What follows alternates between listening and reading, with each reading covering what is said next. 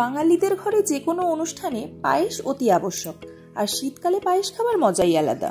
তাই আমিও বানিয়ে ফেললাম আজকে একটু পায়েস। প্রথমে একটা বাটিতে 60 গ্রাম পরিমাণ মতো গোবিন্দভোগ চাল নিয়ে ভালো করে ধুয়ে জল ঝরিয়ে 1 টেবিল চামচ ঘি দিয়ে ভালো করে মাখিয়ে রেখে দিতে হবে কিছুক্ষণ। অপরদিকে একটা বাটিতে 8-10টা পরিমাণ কাজু, 8-10টা পরিমাণ কিশমিশ ও 7-8টা পরিমাণ আমন্ড টুকরো করে কেটে জল দিয়ে ভিজিয়ে রেখে দিতে হবে। এবার একটা কড়াইতে 1 টেবিল চামচ ঘি গরম করে ওই ড্রাই ফ্রুটসগুলোকে হালকা ভেজে নিতে হবে। খুব একটা বেশি সময় ধরে ভাজার দরকার নেই, জাস্ট হালকা করে ভেজে নিলেই হবে, যাতে ঘিয়ের গন্ধটা ওই ড্রাই ফ্রুটসের মধ্যে চলে যায়।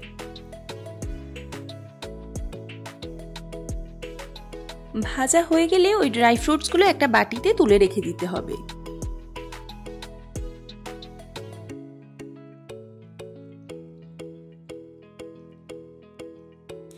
এবার ওভেনে একটা পাত্র বসিয়ে তাতে 1 লিটার পরিমাণ দুধ দিয়ে ভালোভাবে ফোটাতে হবে। দুধটা ফুটে উঠলে একটা চামচ বা খুন্তির সাহায্যে পাত্রের গা থেকে এইভাবে কাছিয়ে নিতে হবে, যাতে পাত্রের গায়ে দুধটা লেগে না যায়।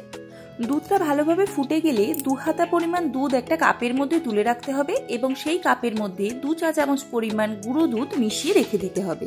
এটা আমি পরে পায়েসের মধ্যে ব্যবহার করব। এতে পায়েসের গন্ধ আর স্বাদ দুটোই আরো বেড়ে যায়।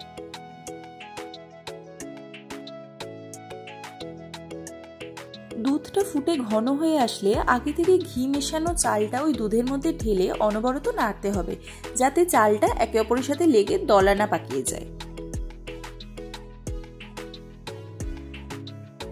চালটা দেওয়ার পর ঘন ঘন সেটাকে নাড়াতে হবে। খেয়াল রাখতে হবে যেন চালটা পাত্রের তলানিতে লেগে না যায়।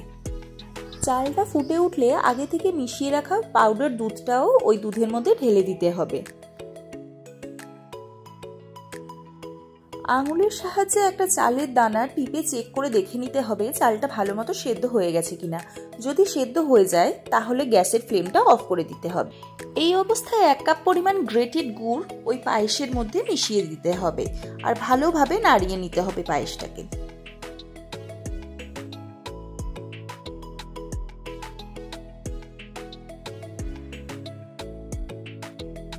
এবার ওই পায়েসের মধ্যে আগে থেকে ভেজে রাখা ড্রাই ফ্রুটসগুলো দিলেই রেডি শীতের তৈরি নলেন গুড়ের পায়েস।